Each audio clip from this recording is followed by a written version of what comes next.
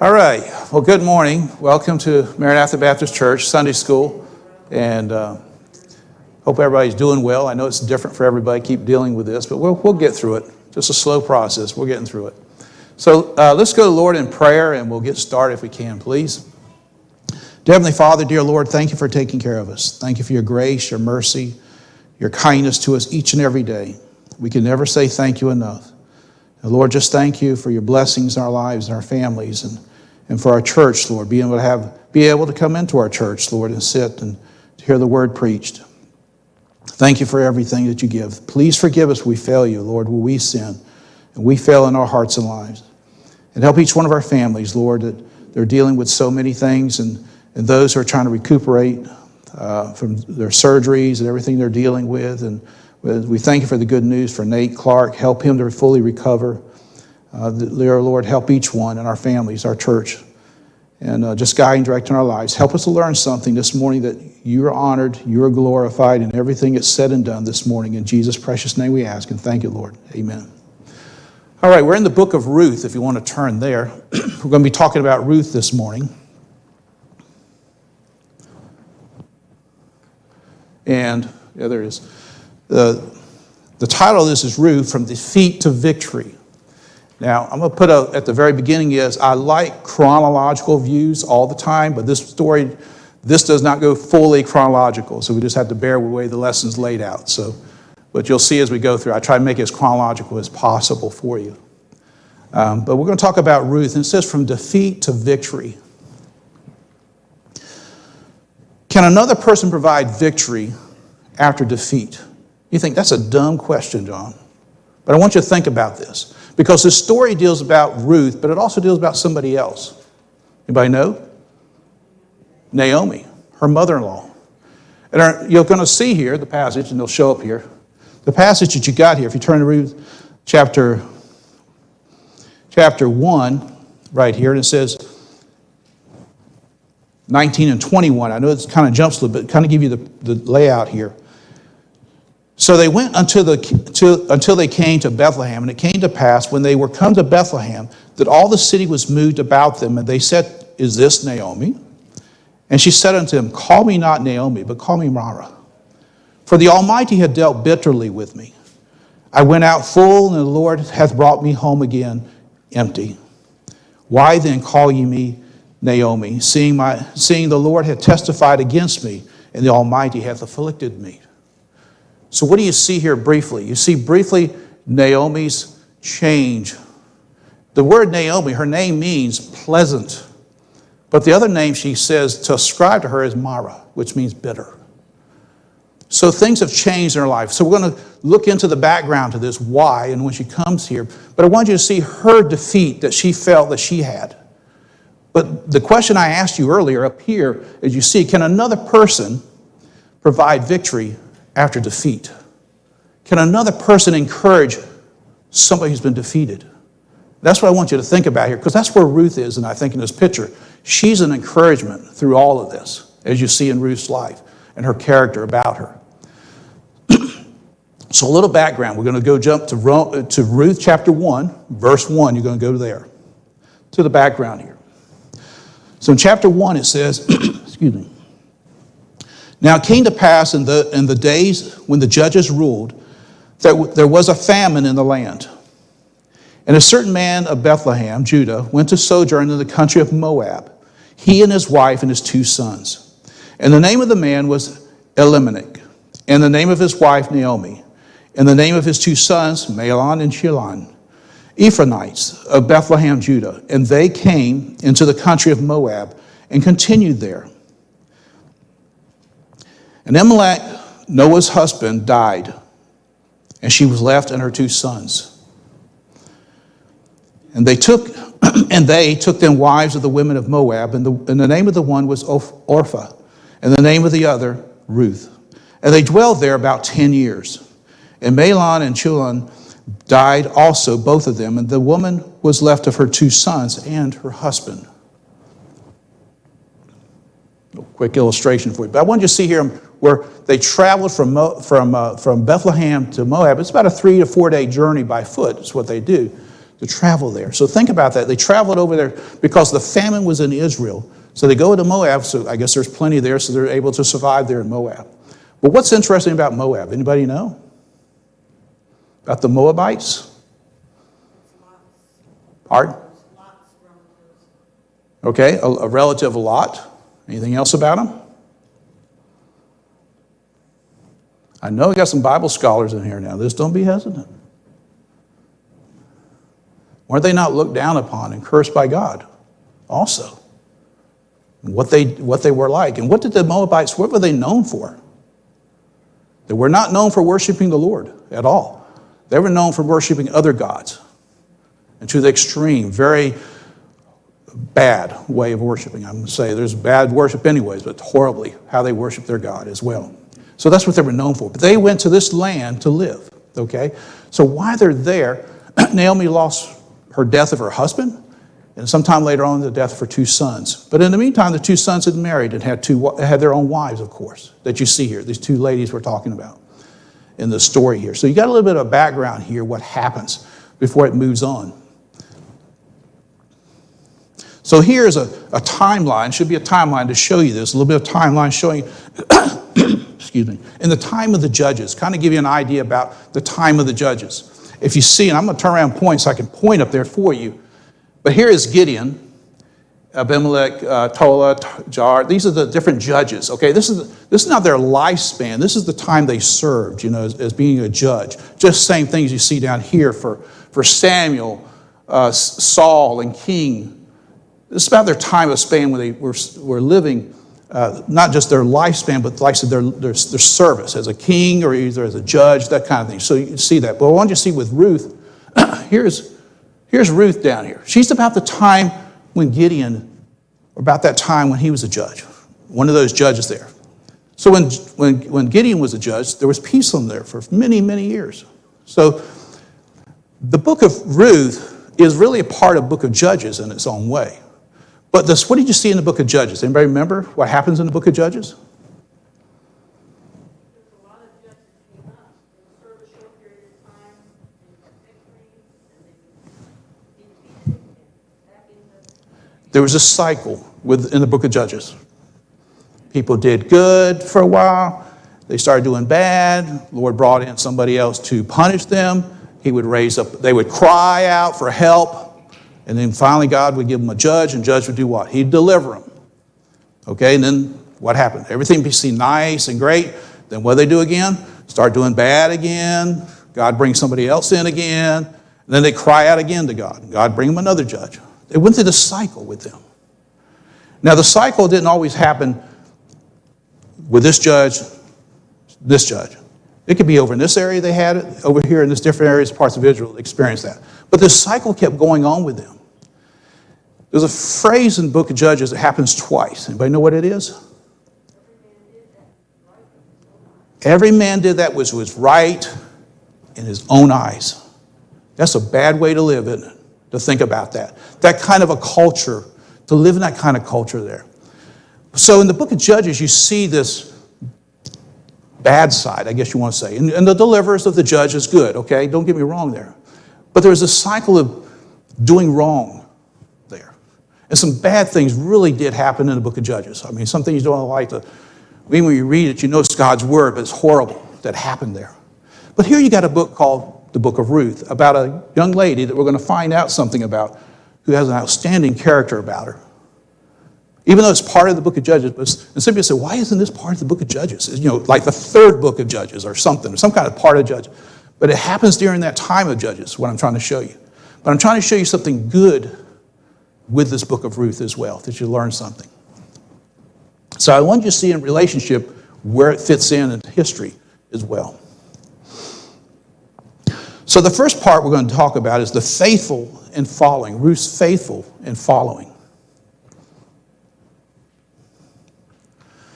So go to, and also in faithfulness, you're probably familiar with the passage in 1 Corinthians chapter 4, verse 2 says, moreover, it is required in stewards that a man be found faithful. God doesn't expect you to be super intelligent and smart and all that, does he? Or physically great and beautiful and all those kind of things, does he? But what does he require of us? being faithful. No matter what you look like, no matter what your status in life is, he wants you to be faithful as a Christian, serving faithfully. You know, it doesn't make any difference. Anything about you might say, well, I don't have this, and I don't have, I'm not able to do this. But can you be faithful? Yes, you can be faithful. And talking about faithfulness here. So we're going to look at faithfulness from a different little view here with Ruth here, her faithfulness. Yeah, if you turn there to Romans, Ruth chapter 1, and pick up verse 6. And then she arose with her daughters-in-law, that she might return from the country of Moab. For she had heard in the country of Moab, how that the Lord had visited his people in giving them bread. Wherefore she went forth out of the place where she was, and her 2 daughters-in-laws with her. And they went on the way to return unto the land of Judah. Now keep this in mind. Who's going? Who's traveling here? Naomi, Ruth, and Orpah. All 3 are making this trip back, okay? And Naomi said unto her 2 daughters-in-law, Go, return each to her mother's house. The Lord deal kindly with you as he had dealt with the dead and with me. And the Lord grant you that you may find rest, each of you, in the house of her husband. Then she kissed them, and they lifted up their voice and wept. And they said unto her, Surely we will return with thee unto thy people. And Naomi said, Turn again, my daughters, why will you go with me?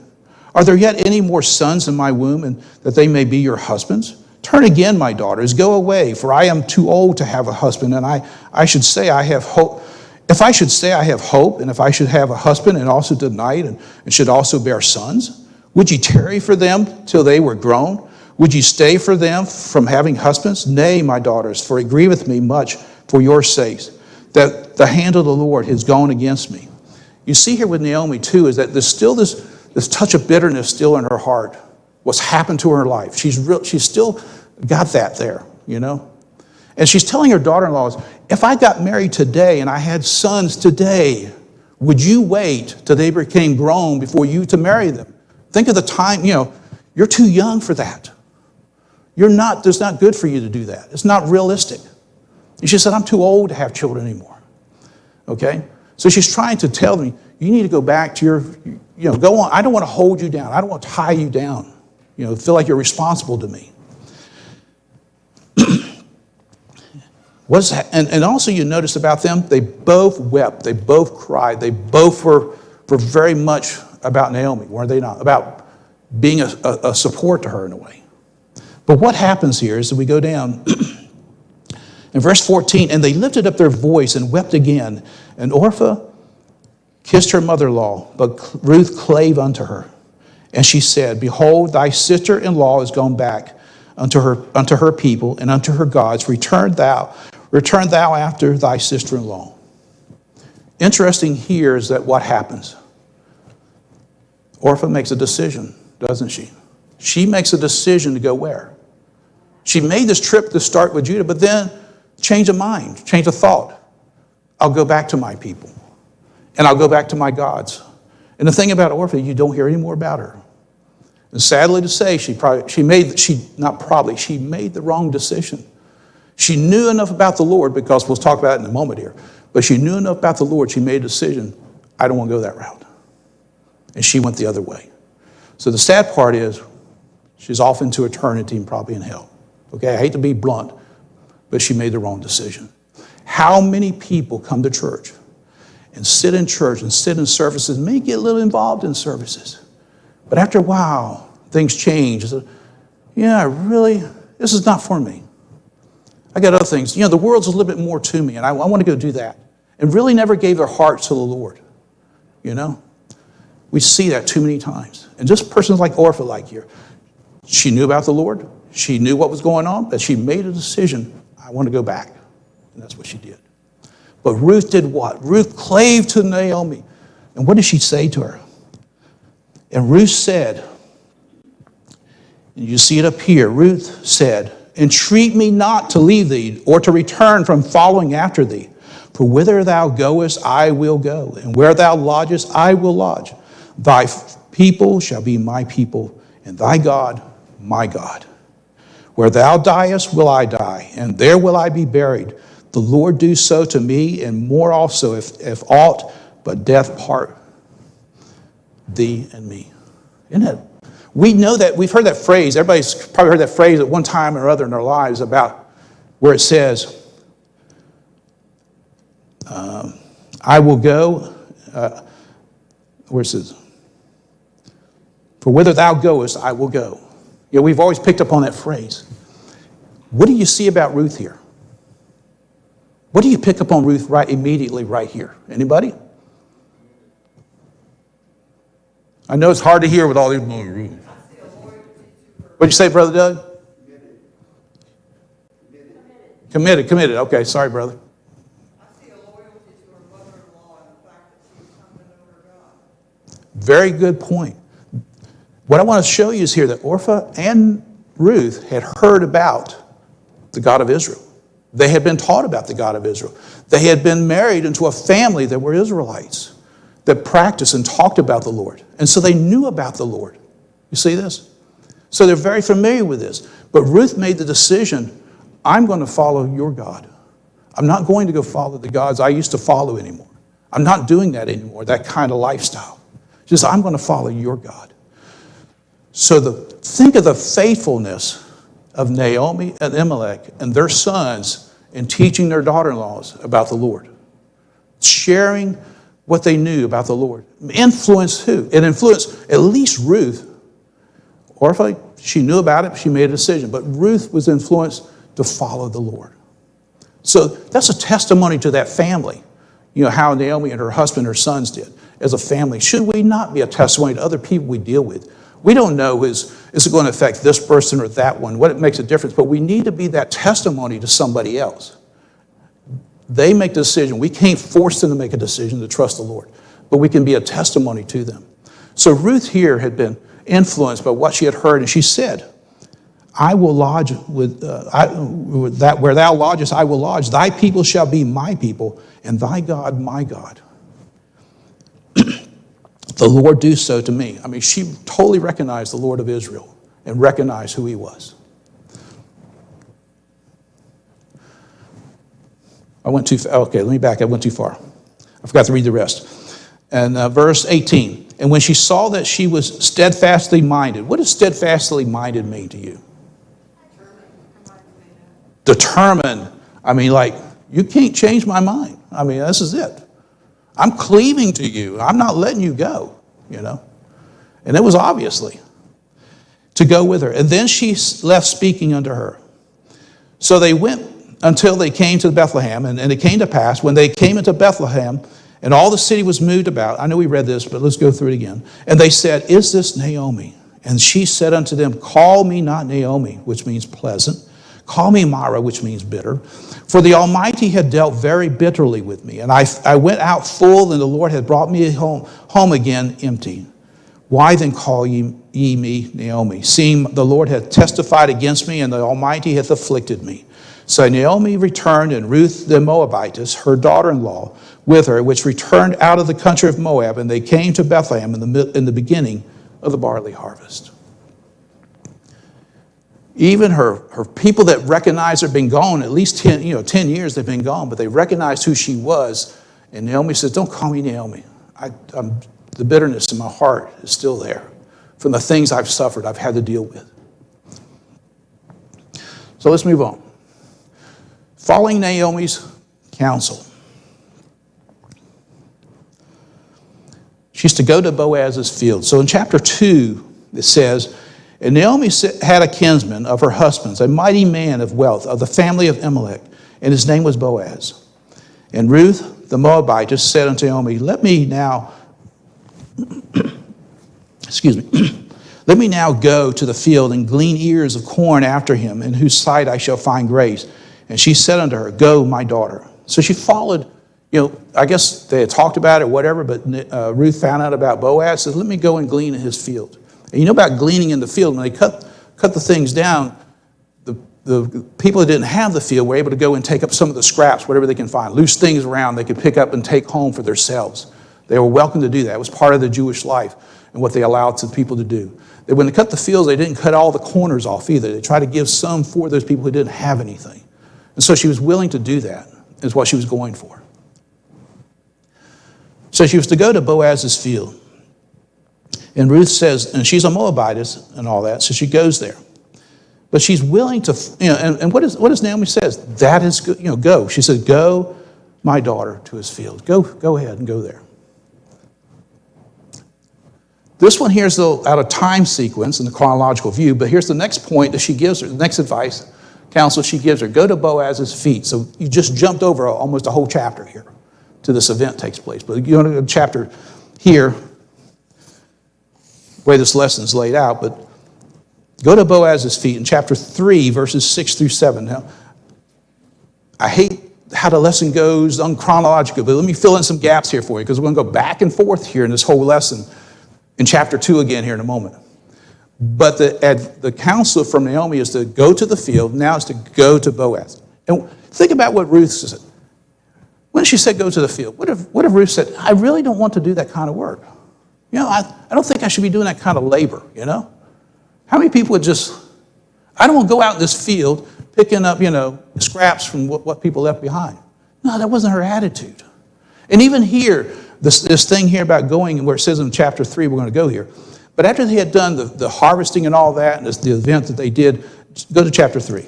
Chapter 3, and we'll pick up in verse 1. Then Naomi, her mother-in-law, said unto her, my daughter, shall I not seek rest for thee, that it may be well with thee? And now is not Boaz of our kindred, with whose maidens thou wast? And we'll pick up on that what happened earlier about being with the maidens. Behold, he winneth barley tonight in the threshing floor. Wash thyself therefore, and anoint thee, and put thy raiment upon thee, and get thee down to the floor, but make not thyself known unto the man, until he have done eating and drinking, and it shall be, when he lieth down, that thou shalt mark the place where he lieth. And thou shalt go in and uncover his feet, lay thee down, and he shall tell thee what thou shalt do. And she said unto her, all that thou sayest unto me, I will do. Now, isn't that, she's listening to Naomi, her mother-in-law, and says, I will do everything exactly like you said. And she went down into the floor and did according to all that her mother-in-law bade her. So she listened to her mother-in-law, what her mother-in-law said what to do, and she did exactly that. Because that's just her mother-in-law's counsel. Was Ruth from the Israelites? Did she know their customs? No, she fully didn't know all their customs, even being in their land. So she's following her mother-in-law, who is an Israelite, who knows the customs of the land and what has to be done. So she's following the guidance from her. This is something to think about in our own lives. Do we know everything? No, we don't know everything. But listen to those who might know the answer, who might have a little bit more wisdom about them. Learn from those who have wisdom and know something as well. So she goes down and she does this laying at his feet. And I know it goes back and forth. We'll go through this part. And where was I at? I was at verse 8. And it came to pass at midnight that the man was afraid and turned himself, and behold, a woman lay at his feet. He said, who art thou? And she answered, I am Ruth, thine handmaid. Spread therefore thy skirt over thy handmaid, for thou art a near kinsman. See, Ruth is bringing up the point that you are a nearest kinsman to him, which he's recognized that, but she's bringing that point up to him. And he said, blessed be thou of the Lord, my daughter, for thou hast shewed more kindness in the latter end than at the beginning, insomuch as thou followest not young men, whether poor or rich. Now this ought to give you an indication about Boaz. Is he a young guy? No, he's not a young guy, because he pointed that out. You didn't follow the young guys, be they rich or poor, you weren't following them. And now, my daughter, fear not. I will do to thee all that thou requirest, for all the city of my people know that thou art a virtuous woman. And now it is true that I am thy near kinsman. Howbeit there is a kinsman nearer than I. Tarry this night, and it shall be in the morning, that if he will perform unto thee the part of a kinsman, well, let him do the kinsman part. But if he will not do the part of a kinsman to thee, then will I do the part of the kinsman to thee. As the Lord liveth, lie down until this morning. So it's all clean and everything. She's laying at his feet like she said, like they said to do, all here. And she's doing exactly. So he's saying, I'm your kinsman, but I'm not the nearest one. And that'll come up later, and later we'll get through the story here in a second. 2 points here that you saw. She followed Naomi's advice to do what? Her directions to go into the field and glean in this field and glean in Boaz's field. And she also said, go into this point here, go and lay at his feet. This is the part of our custom here. Okay. Fervent and laboring. That's what I say. You're going to jump back to chapter 2 here now.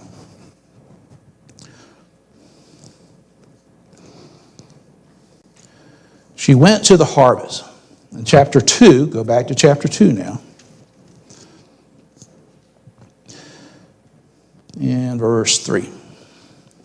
And she went and came and gleaned in the field after the reapers, and her hap was to light on a part of the field belonging unto Boaz, who was of the kindred of Elimelech.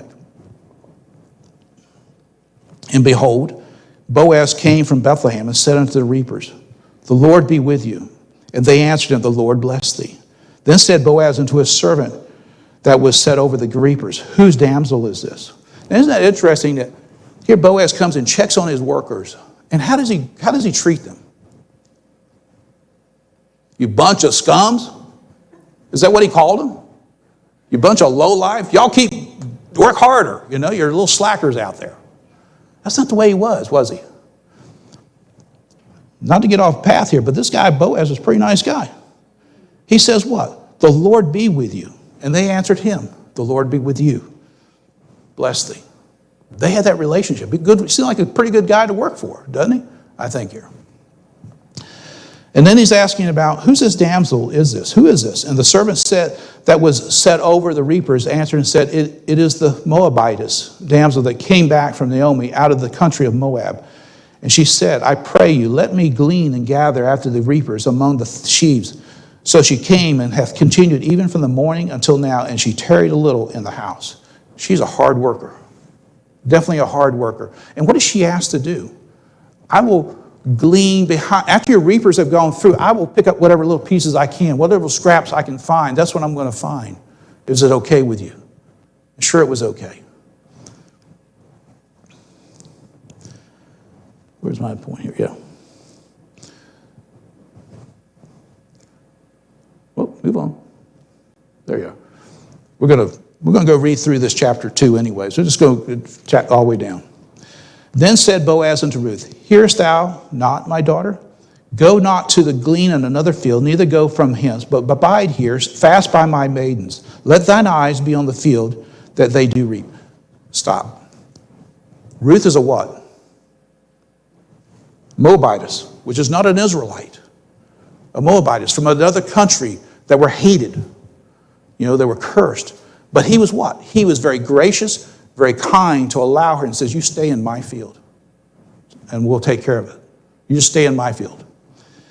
Then said Boaz, and I read that part. Then verse 9, let thine eyes be on the field that they do reap, and go thou after them. And that have I not charged the young men that they shall not touch thee? And when thou art athirst, go into the vessels and drink if thou of that which the young men have drawn. Then she fell on her face and bowed herself to the ground and said unto him, why have I found grace in thine eyes, that thou shouldest take knowledge of me, seeing I am a stranger? And Boaz answered and said unto her, it hath fully been shewed me all that thou hast done unto thy mother-in-law since the death of thy husband, and how thou hast left thy father and thy mother and the land of thy nativity, art come unto a people that thou knewest not here. The Lord recompense thy work, and a full reward be given thee of the Lord of Israel, the Lord God of Israel, under whose wings thou art come to trust. Then she said, let me find favor in thy sight, my Lord, and for thou hast comforted me, for thou hast spoken friendly unto thy handmaid, though I be not like one of thine handmaids. And she points out that she's a stranger, you know, and he knows that. She recognizes that she's a stranger. She's a stranger to their land, to their custom, but she's a Moabitess too, you know.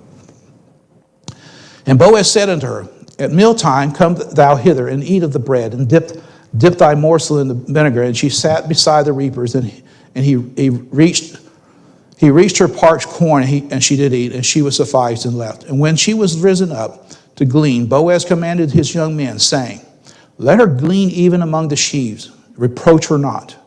And let and let fall also some of the handfuls of purpose for her, and leave them, for she may glean them, and rebuke her not. I need to stop here. Verse 20, go down to verse 23. And so she kept fast by the maidens of Boaz to glean unto the end of the barley harvest and of wheat harvest, and then dwelt with her mother-in-law. She stuck with it. That's the key thing. She stuck with it no matter what. Let me ask you this. You think it's easy work out there in the fields?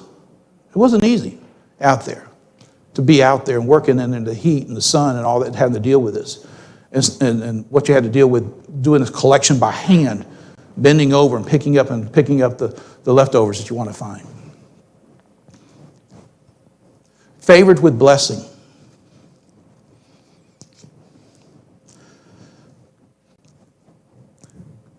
When God met specific needs of others, here's some illustrations here, because we're going to talk about how he met Naomi's needs as well. The famine in Israel. He did what? He provided Joseph to be in Egypt. We dealt with that recently. The escape from Egypt, crossing the Red Sea on dry ground. The wilderness wanderings, manna provided every day. Crossing Jordan on dry ground. The times of the judges, I already talked about that. The times of judges, having judges to help deliver them. David, overcoming a lion and a bear, and Goliath himself, and how the Lord helped him in that. Elijah, having ravens, bringing food. Shadrach, Meshach, and Abednego, helping him get through the furnace unscathed. God is always taking care of his people, different ways. And here he's going to take care of Naomi as well, we're going to see. James chapter 1, verse 7, anybody knows what that says? Every good gift and every perfect gift is from above, and cometh down from the Father of lights, with whom is no variableness or neither shadow of turning. All right, we're going to talk about he met, here it is, her immediate need. We read this part here, chapter 2, verses 15 and 16. I read it, but let's read it again. And when she was risen up to glean, Boaz commanded his young men, saying, let her glean even among the sheaves, and reproach her not. What does that mean? Remember, the reapers are doing what? They're catching the big stuff. They're reaping all that big stuff. He says, let her get some of that too. Don't leave her all that little stuff behind. Let her get some of that big stuff as well. Because he says, let her glean even among the sheaves, and reproach her not. And he also says something that was, is it up there? Yeah, verse 16. And let fall also some of the handfuls of purpose. We've heard this before. The handful, purposely leave some behind. Don't get every square inch of it. I know y'all are great workers and you're hard workers and all that, but just leave a little bit extra for her to help her out. He's trying to take care of her. Because what did Boaz know about Ruth also? That everybody knew. Yes, that's right. She was faithful to Naomi. She was taking care of Naomi, their mother-in-law. Very faithful in doing that. Her permanent needs. Oh, the permanent needs. Chapter 4. If you turn there. Then went Boaz up to the gate and sat down there, and behold, the kinsman of whom Boaz spake came by. Unto him he said, oh, such a one, turn aside, sit down here. And he turned aside and sat down. And he took 10 men of the elders of the city and said, sit ye down here. And they sat down. Now this is a public forum. You think about it. The gate of the city is a public forum that goes on. And he said unto the kinsman, Naomi, that is come again out of the country of Moab, selleth a parcel of land, which was our brother Elimelech's. And I thought to advertise thee, saying, buy it before the inhabitants and before the elders of the people. If thou wilt redeem it, redeem it. But if thou wilt not redeem it, then tell me, that I may know, for there is none to redeem it besides thee, and I am after thee. And he said, now this is what the other guy said. He said, I will redeem it. Then Boaz lays in something else here. Puts in the other stuff you didn't read the fine print. Then said Boaz, what day thou buyest the field of the land of Naomi, thou must buy it also of Ruth the Moabitess, the wife of the dead, to raise up the name of the dead upon his inheritance. Whoa, the fine print. What does the kinsman say? I cannot redeem it for myself, lest I mar my own inheritance. Redeem thou my right to thyself, for I cannot redeem it. Now this was the manner in formal time in Israel concerning redeeming and concerning changing. For to confirm all things, a man plucked off his shoe and gave it to his neighbor, and this was a testimony in Israel. Therefore the kinsman said unto Boaz, buy it for thee. So he threw off his shoe. So this is a public statement about, it's yours, it's not mine. You have total rights to buy the land if you want to. Because he didn't like the fine print. He didn't like the fine print. I'm going to have to take on a Moabitess and raise children from her. This is going to mess up my family line here, my life. I don't want to interfere with my life.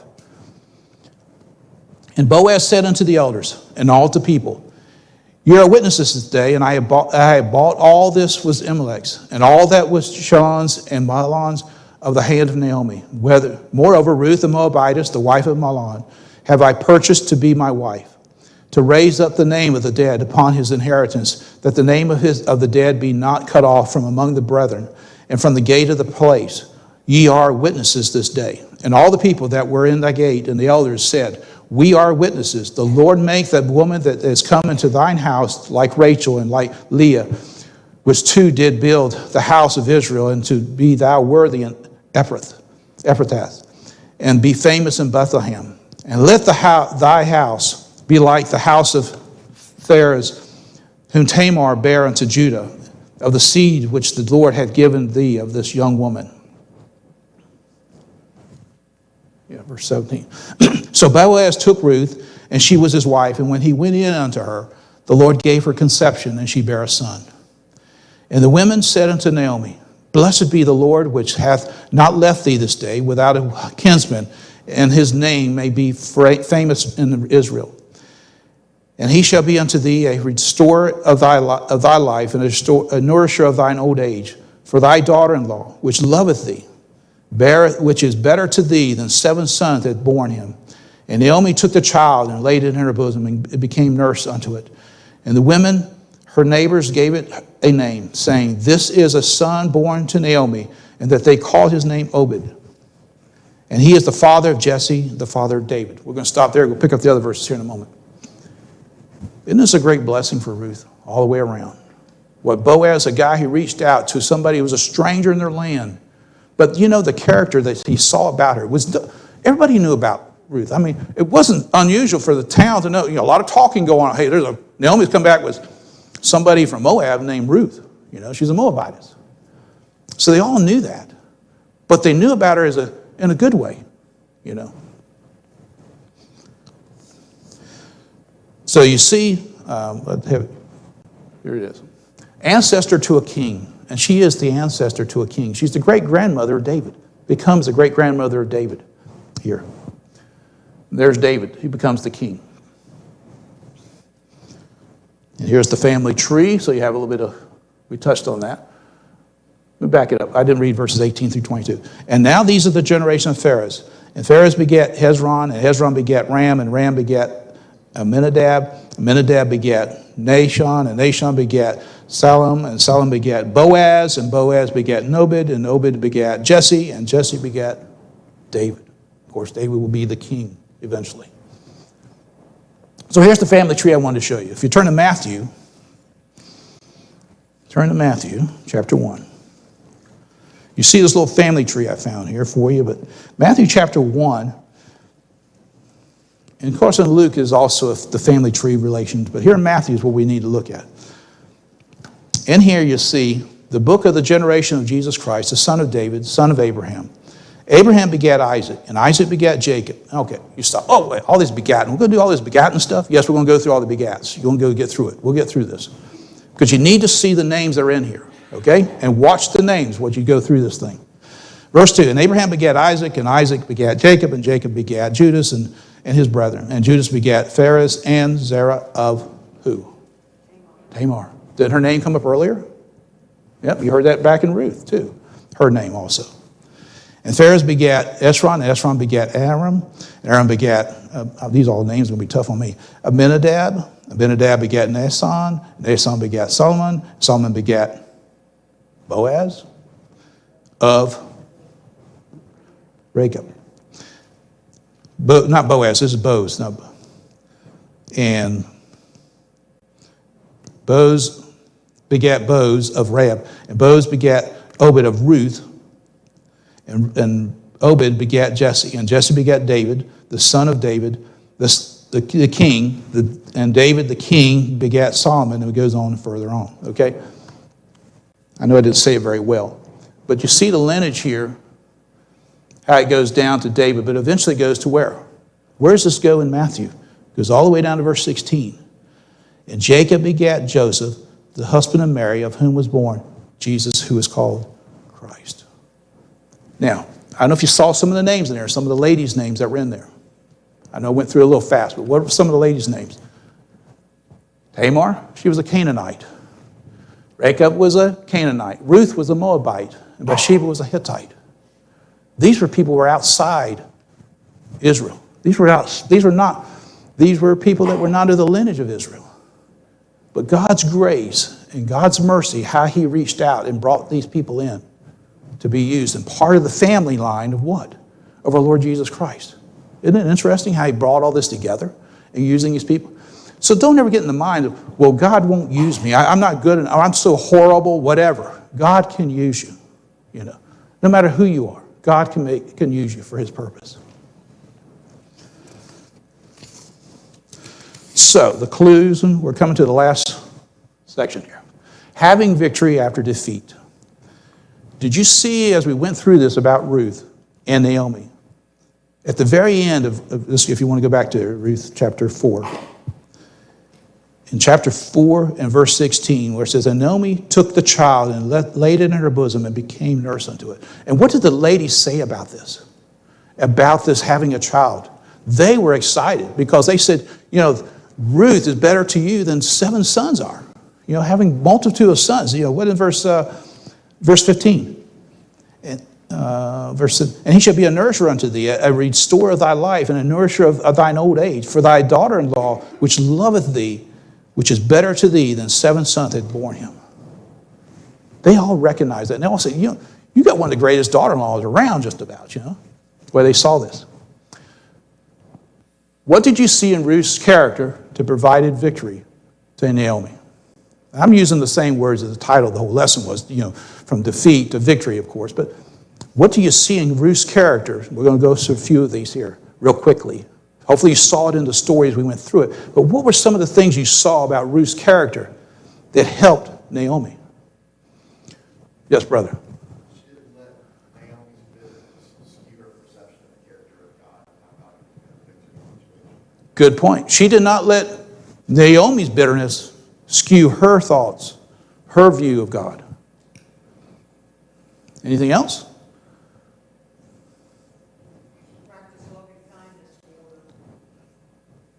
She did. She, in fact, is loving kindness to her mother-in-law, and it was widely recognized. So let me just show you what briefly will be done here. She was willing to follow Naomi. We talked about that at the very beginning. She was willing to follow Naomi.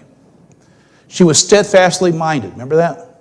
She wasn't like Orpah. Orpah was like, I was starting to follow you, but after you told me this stuff about not having children, not being able to marry and having to wait and all this, I'm going to go back to my land. Orpah made that decision. Ruth says, I'm going to follow you if it means we're going to die. We're going to die in the same land. That's how her steadfastness was with Naomi. I will follow you. I will not leave you. I will stay with you. She was humble. We saw that in chapter 2, verse 10. Others recognize her selflessness. And that's a key point, I think, too, is that being a stranger from a different country, people, that person, that person just got out of prison, I mean, that's the attitude some people had, these Moabites. Well, we have the attitude of some people. That person just got out of prison. I'm going to stay away from that person, But here she came in. She accepted the Israelite way. She said, your people will be my people, That's why she didn't come in. I'm a Moabitess, and I'm going to worship Moabite gods, and I'm going to do it my way. No, no, no. She came in to be part of them. But she was recognized to be in selflessness, I guess, if I say the word right. And that's how she was. Do you think about that, laboring in the field like she did? Taking care of her mother-in-law, whatever it took to do to help take care of her. But others recognized that. She was obedient to Naomi. She was a virtuous woman, because Boaz points that out. He didn't just, he heard that from other people. They said she's a virtuous woman, And that's a fine character to have. She loved Naomi. We all saw that there. So don't you think all of these about Ruth, that you see something about Ruth that helped Naomi in her life? Even at the very end of here, well, not the end, but the end of the chapter here, how that she encouraged, it helped Naomi in her life as well. Ruth was a blessing to other people, Even though she was a stranger from a strange land and strange custom, but she was learning how to deal with the Israelites and what their customs were and all these things.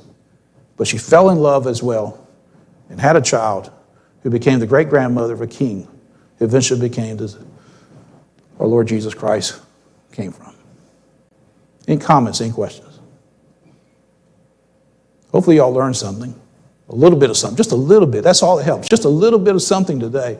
Learn from here. But we learned something from the book of Ruth that would help us to realize how to be. All right, we'll go. Anybody got any questions? I'm not you. Try to be good over there, Chris. Anybody got any questions, anything? All right, let's go, Lord, in prayer. We'll be dismissed. You'll be dismissed a little early here. Dear Heavenly Father, dear Lord, thank you for taking care of us. Thank you for your word. Thank you for your grace, your mercy, and what you give us. We can never say thank you enough. We just can't say it enough. We'll never be able to say enough. Even throughout eternity, never say thank you enough. But thank you, Lord, for your goodness, your mercy in our lives each and every day. And your word says it's a good thing to give thanks unto the Lord. And Lord, help us in our lives. Help Pastor this morning, the wisdom, the strength that he needs, the encouragement. Help him, Lord, as he preaches. And guide and direct, and the strength, the encouragement that he needs, and his family. Always protect them, put a hedge about them. And guide and direct in our families and all that's going on. Thank you for your goodness. If there's anybody lost that needs to be saved, to realize that they are lost. They're not like Orpah and just walk away and go back to their gods, their old gods. But to come to you, Lord, to realize they need to follow you. Please help people to realize they need you, Lord, and guide and direct and help us to do all we can to be a witness, a testimony of people we deal with. In Jesus' name we ask, amen.